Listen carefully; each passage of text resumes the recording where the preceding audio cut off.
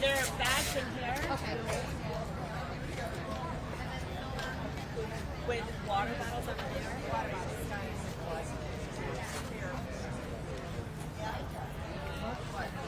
Oh, flat.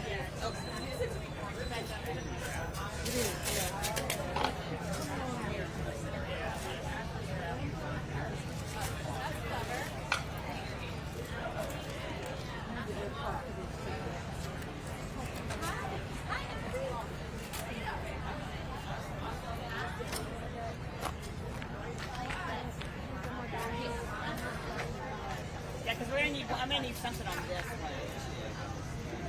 I think that's it. They have to be one and one. Oh, you raised it higher. Yeah. Nicely.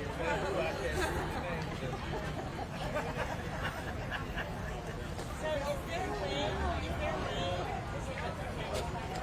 take the bags and put them on both of the stands and then have the other?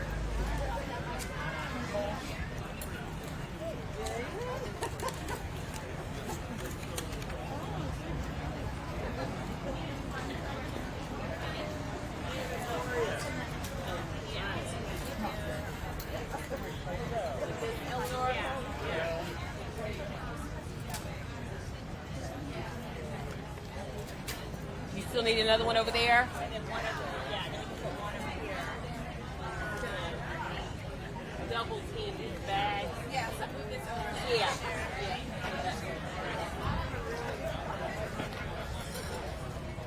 Michael. Here's your CD for Michael. That's for Michael.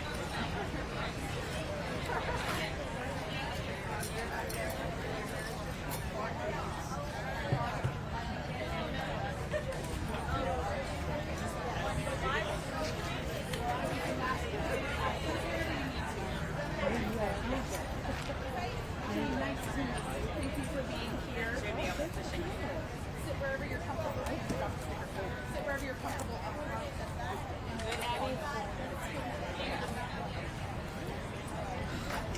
Hi, dear.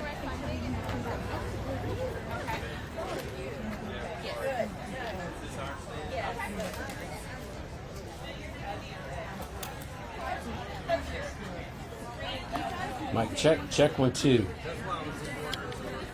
Mic check test 1 2 1 2. Testing 1 2 1 2. Mic check. Test 1 2 1 2.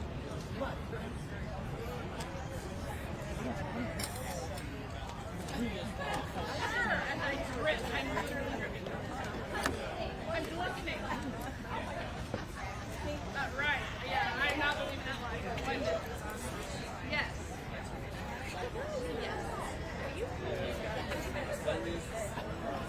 Check.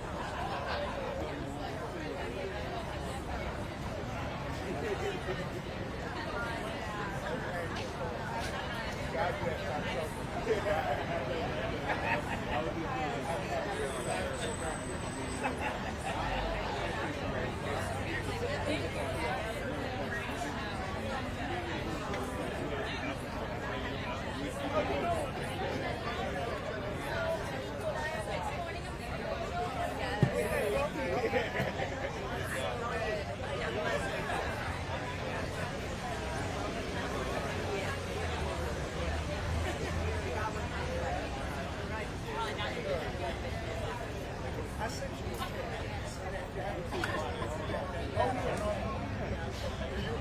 the money going? Huh? Oh, no, no,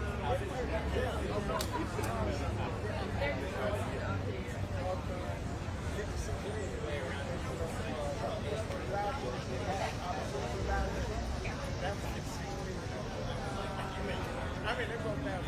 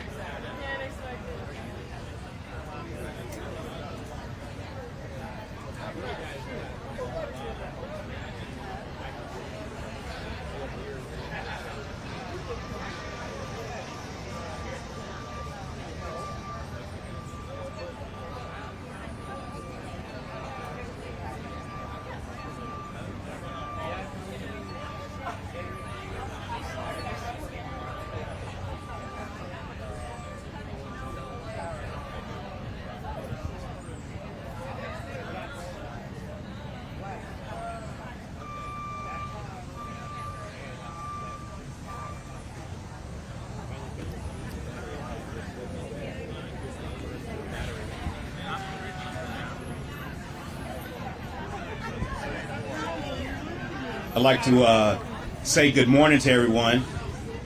Folks in the back, are you able to hear me? Before we officially get started with the press conference, I want to let you all know one thing. This is a beautiful crowd today that is out to support public schools. Give yourselves a round of applause.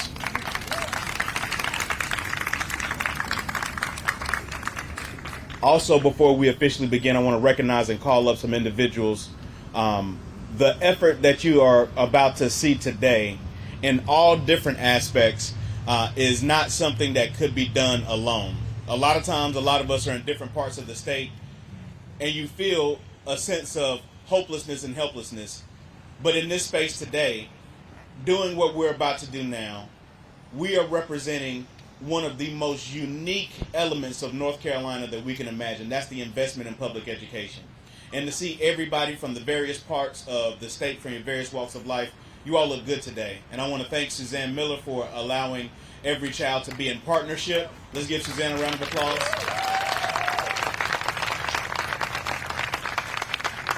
Pastors for North Carolina Children, and the work that you all are about to do in this prayer visual is also a part of democracy. And I don't care what anybody tries to say or how they try to separate it. We did not get here unless somebody prayed. And it's going to take prayer to continue to shift the winds in the political aspects of North Carolina. I want to also recognize the individuals that help staff Every Child in C, the members of the Justice Center team that are in the building. I see Sarah, I see Matt, I see Chris. Thank you so much.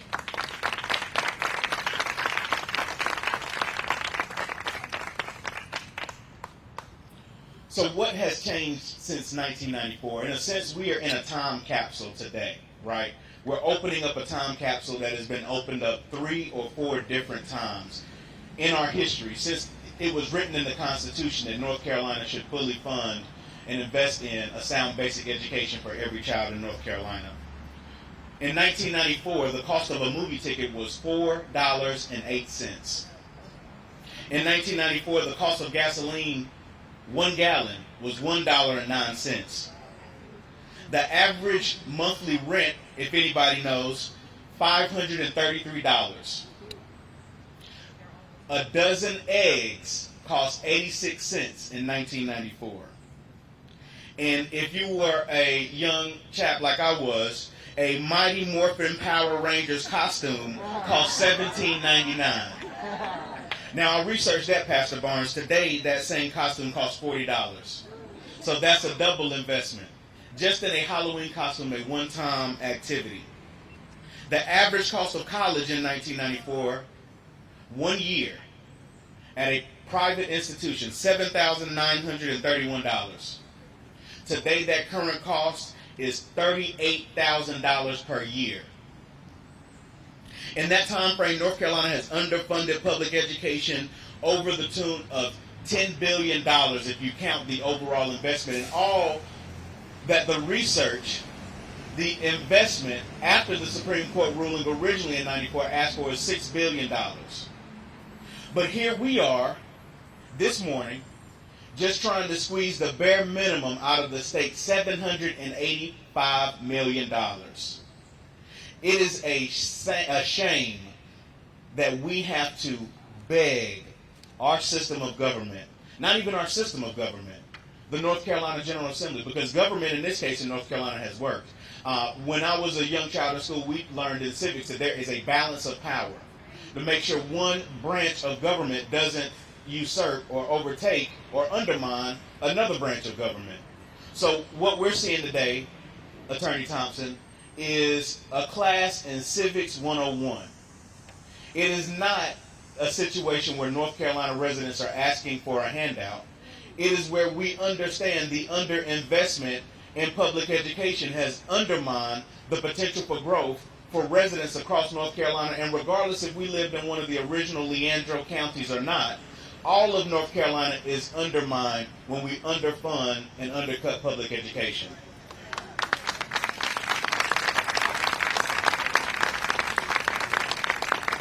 But you know what, President Kelly, and it's good to see you and the leadership you provide in NCAA across the state and making sure that public schools on every level and the profession and the professionals are respected. It is a shame that we have had to compel the General Assembly on 3 different occasions, regardless of who was in control of the General Assembly, to just do the right thing. In a few minutes, we will witness a historical governmental process being raised in North Carolina. We know the value of a fair and balanced government. And the individuals that you're going to hear from this morning are going to set some context for what's happening in this room right across the street.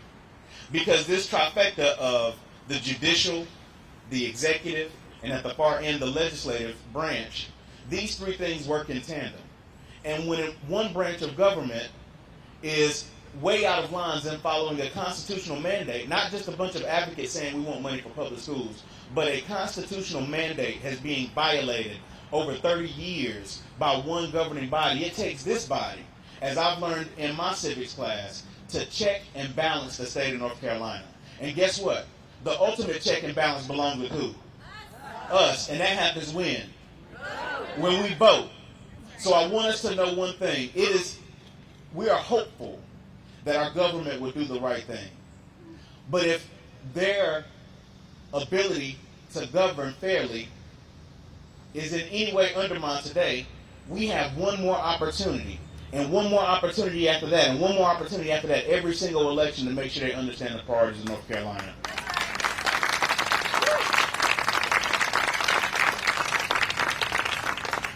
The first person you're going to hear from today is an individual that was one of the original plaintiffs in the Leandro case in 1994. I told you we're in a time capsule. And this individual is a living, breathing testament to the fact that democracy itself is only going to shift when we shift it. He has been a part of the shift for well over 40 years. And right now, we're going to hear from him right now, talking about what's at stake in this moment. Please welcome Attorney Angus Thompson.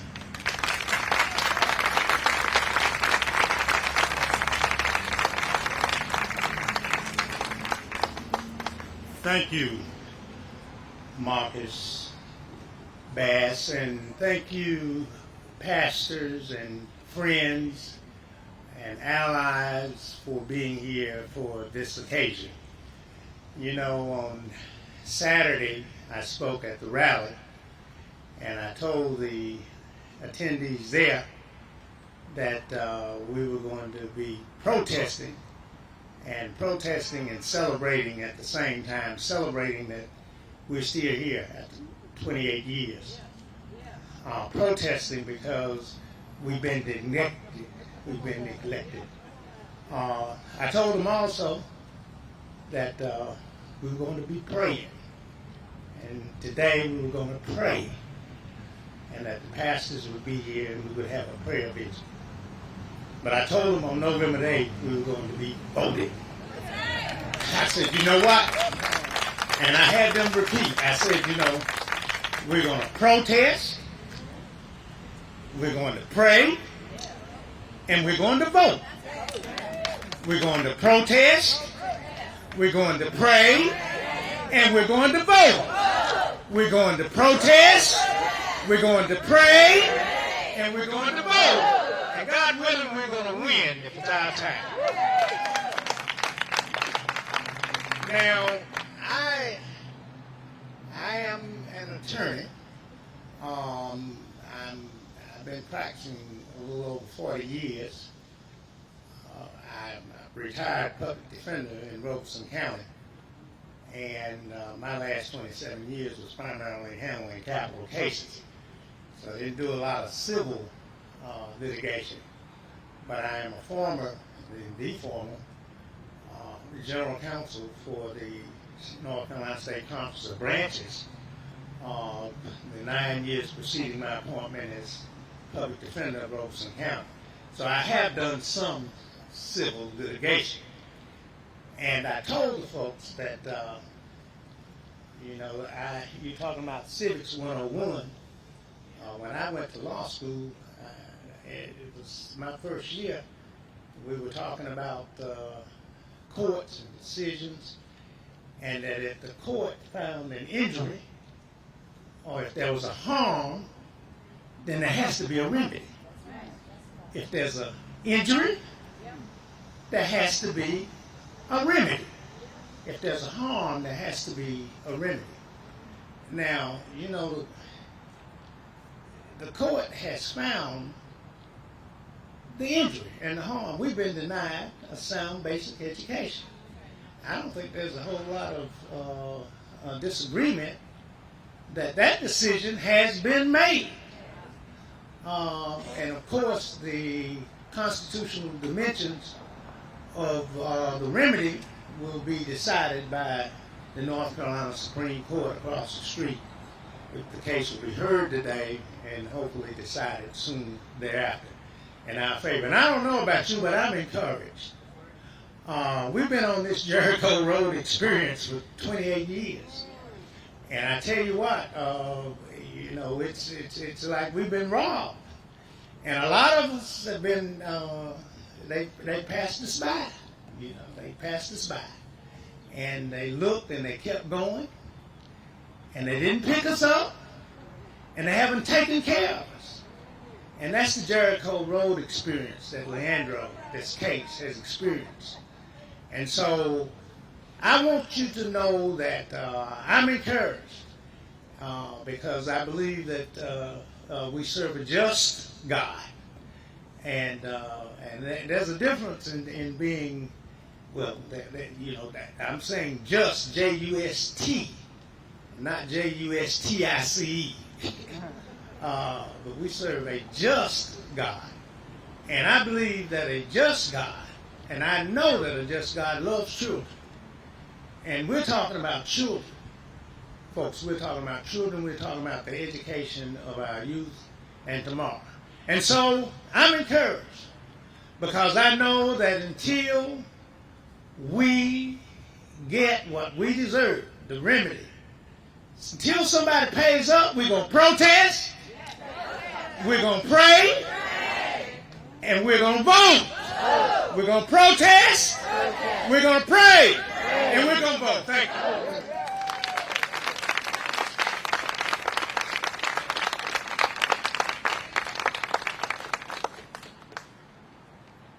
We're going to protest, we're going to pray, and what we're going to do? That's all right. That's a good rallying cry for today. Let's not disrupt the business. I think they're going to get started in a few minutes, but we want to make sure we send them with a pep rally because we're starting football season in North Carolina, and no good football game starts without a pep rally. Thank you very much for setting the tone for us, Attorney Thompson. And thank you for your tireless work and the years of dedication that you've spent making sure that North Carolina meets that constitutional mandate. The next individual that you're going to hear from is a young lady that is a Hope County Public Schools student support advocate. And that's not just a title, that's a way of life for this person. I have had the chance to know her over the past 2 years working in this coalition of Every Child in Sea. And this is a broad coalition of organizations that are committed to making sure that North Carolina meets the equitable mandate of funding our public schools and supporting our children. And this individual was doing this work without a coalition, without an organizational title. And now in this capacity, you're going to hear her talk about what's at stake from one of the original county, Hope County. We're going to hear directly from Hope County today. From this place, please welcome Ms. Jackie McLean.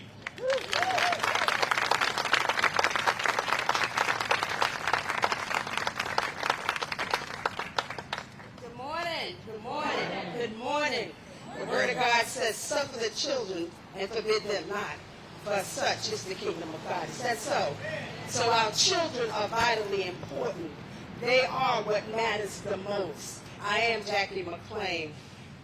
Education is the way we care for our children. It is the way we support our children. It is the way we provide hope for our children. It is the way that we guide our children into all aspects of life, that they may be empowered to do all that they are capable of doing by us pushing them. I am a student support advocate. I love what I do. I've been with Hope County Schools for a number of years, but not only that, my one and only beautiful daughter was educated in Hope County Public Schools, and she was a part of the 1994 freshman class, graduated 1998, number 4 in that particular graduating class. Leandro had been fouled. I am one of those parents that was there. I am one of those parents that was seeking access, equity, and opportunities for my child, not only for my child. You can't do this work in a selfish nature. My child, your child, all of our children is what we work toward. I remember walking into the school and asking for a syllabus for the science class, which she was going to be taking, which was an advanced class. Well, there was a lab, but there was no supplies in that lab. There was a syllabus, but there was no opportunity to follow through with that syllabus because the resources were not there. I offered to purchase a book for my child. For science, I offered to purchase a book in math. The students could not take home their math books because there were not enough books for them to take home. So they had to do what they needed to do within the classroom. They worked together. That's what was happening. And also what was happening during that time of Leandro was that right next door to us was Cumberland County. Well, when Cumberland County was discarding some of their used material, their books, we were backing up a truck to load them across the county for our kids. Disservice, inequity, inadequate. So we are here today still seeking, now that we've won this case. You heard what I said, right? You heard me say, we won this case. So we are now seeking the remedy for this case. We are now seeking those dollars for this case. Today our prayer is that as the mighty hand of God moves across the street in the Supreme Court, that it will rest on the court to say, cut the check. No more debate, no more conversation. Cut the check. Because across this state, our children are suffering. And across this state, we as a coalition of partners understand the value of education. Right there in Hope County, we are a rural community. Our county is growing exponentially. But the money is not growing with the county as far as education resources for our children. We recognize that according to the 2020 census, we have well over 10,000 children, school-age children between the age of 5 and 18 in Hope County. Not to mention our preschoolers. We haven't even counted them. But they're the ones that need this start the most. Would you agree? They're the ones that need this opportunity to stand, this opportunity to grow, this opportunity to be included. We are limiting our resources because we don't have the resources. And so what I wanted to share with you is that my role in ensuring student success and graduation is through providing student support services either directly or indirectly in an attempt to level the educational inequities that exist and have been increased tremendously since the onset of this pandemic, for which we know we are still operating from. I'm almost wanting to say, can you say amen? So we have, let me just give you like a brief snippet and I'll take my seat. So in my school, I work at the high school, the only high school in the particular county. We have an early college high school that houses about 500 students. The high school that I serve currently, with an enrollment freshman class of this 2023 year, 700. That's an entire school by itself. Okay? So we are operating with over 2,100 students on this campus. We have academic counselors, but that's not enough to serve the academic courses, scheduling of our kids, the responsibility to ensure that our students are on target for graduation. Hope County is an awesome place to be. I love it. I live there. I would never say anything that would be derogatory. But we need that money. We need that money. And we want them to say it for me. Say it again. Cut the check. Absolutely. Now, when I say we got counselors, we got academic counselors. But what do we need? We need counselors who are skilled in psychology, counselors who are skilled to address the needs of our children who are suffering from trauma, who have had some sustained mental health issues. We need counselors in our school on a day-to-day basis because, trust me, our kids are suffering. This pandemic has unleashed information. It has unleashed a situation that we were not even aware of. And some of you can attest to that it reveals so much more inequities in our school system. So we need counselors. That check will afford us those counselors. We need social workers. We have 2 social workers in our school right now. And I just said to you, there's over 2,100 students there. That is not enough. That is not enough to reach the masses. Counselors are overloaded with 500 and 600 caseloads. Some of these counselors, and most of them, will probably never reach every kid on that caseload this school year. We need more counselors to split that. That is a disservice. That is an inequity. And we need that check cut. Cut the check. Cut the check. Our preschoolers. We have a number of preschoolers who are eligible, but because of their age, they're eligible to start an educational foundation with us. But because to get access to preschool, you have to meet a certain financial bracket. Well, let me tell you, poverty is real. It's real in Hope County too. And some of those babies are being left behind simply because we don't have the resources and we don't have the opportunity, we don't have the facilities to serve all of our children. Cut the check. Give us the money. It has already been determined. We won our case. Why are we still waiting? Why are we still asking for this money? Cut the check. If it takes a village to raise a child, then it certainly takes a village finances to uplift students' emotional, physical, academic achievement, and thus help us to close that achievement gap, which continues to exist. So as long as there is a continuation of systemic inequities and the dismantling of support services, we are not going to be able to do what we do. But let me say this, there's hope. And we offer hope to our children every single day. Because though we may not have all of our resources, when we show up for our children every day to do what we must do for our children, and that's do justice for them. Thank you for your time.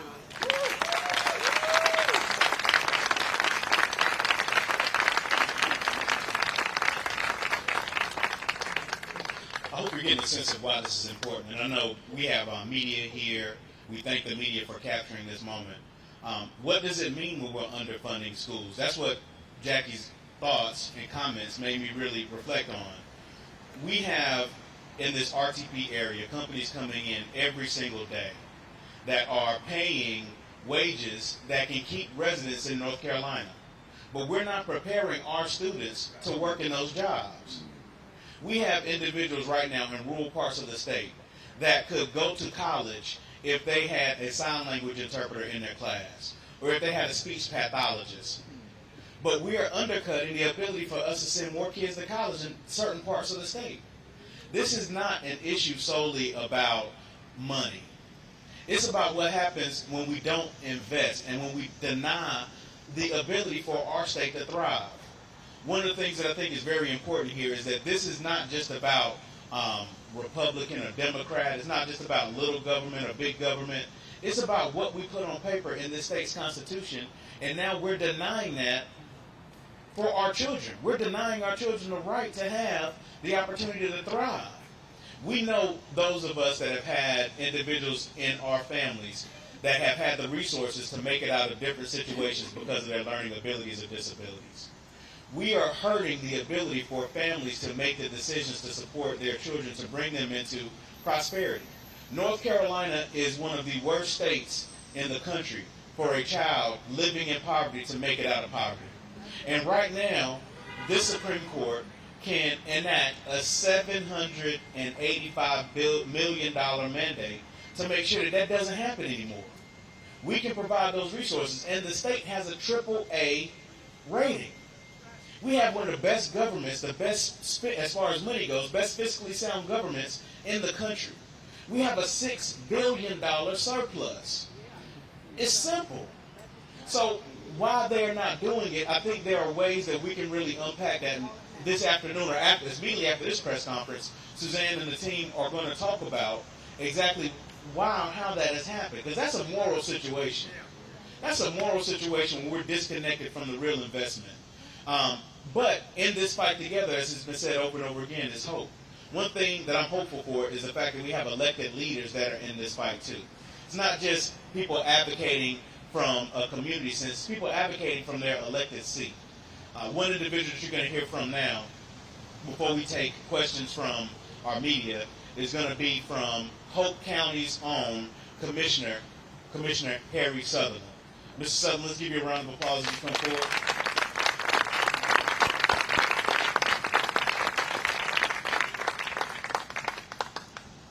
Good morning. Before I say anything, I just got to recognize Attorney Thompson. I'm from Hope County, born and raised, and Attorney Thompson is in Robertson County. As a young attorney, he was a legend for us. That's what we looked at, for guidance and for mentorship. Attorney Thompson, good to see you. I'm going to stand with you as we protest, pray, and vote. You better believe it. One thing that was said, that Attorney Thompson said, I want to mention that real quick. He talked about the 28 years, and he also talked about his faith in God. And I'm also a man of faith in God. I do believe that God sometimes will delay you, but I do believe that God will not deny you. And so I know for a fact that we keep fighting, we will not be denied. We just got to keep holding on. I know it's been 28 years. Whole county's been feeling it. We've been in the game since May of 1994. We know all about it. We've been there with Leandro, Miss Leandro, and the whole county Board of Education. And we filed that lawsuit back in 1994, along with Halifax County, Hope, Cumberland, Robertson, and Vance County, because we all had something in common. And that was we were not being treated fairly in regards to our children. But it was not our concern. It was not our problem. It was the problem of the state government that could fix that. We can protest, but they got to fix it. Our Constitution is clear.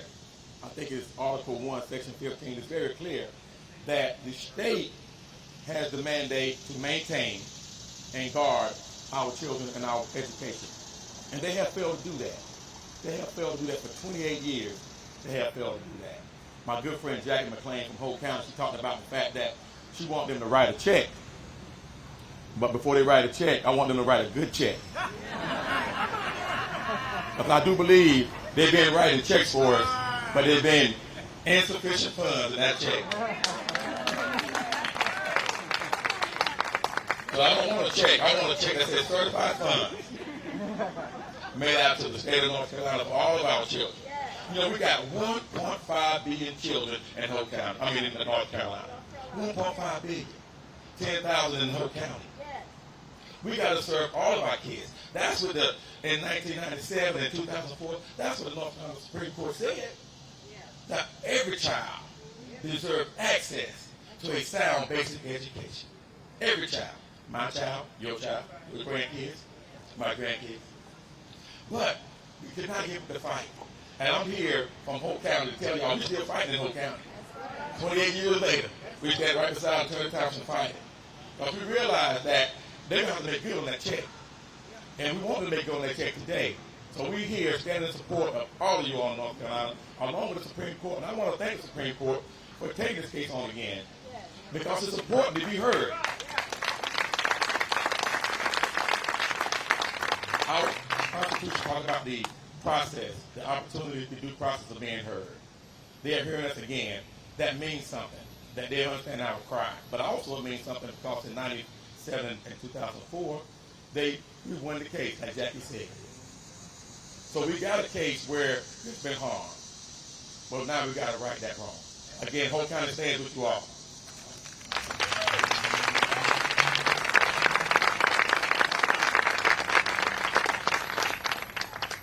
Everyone that is wearing red, please stand up and join me very quickly behind this podium as we welcome up. If you feel comfortable coming up, please join us as we recognize two individuals that have championed the fight for public education. You can come right behind me, that's fine. Feel free.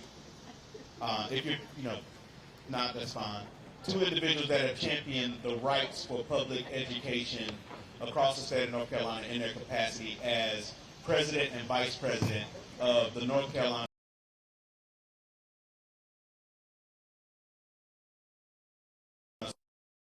Public Schools. And this group has been championing the fight for public schools for a number of years. Please give a round of applause to President Tamika Walker Kelly of the North Carolina Association of Educators and Vice